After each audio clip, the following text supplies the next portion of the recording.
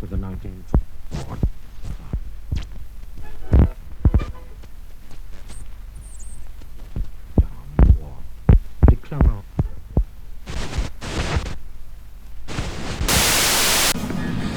Okay, so KUBALAH, it's a combination between two breads. One is the Jewish classic challah and KUBALAH bread. But traditionally, it's a Yemenite bread that baked for overnight.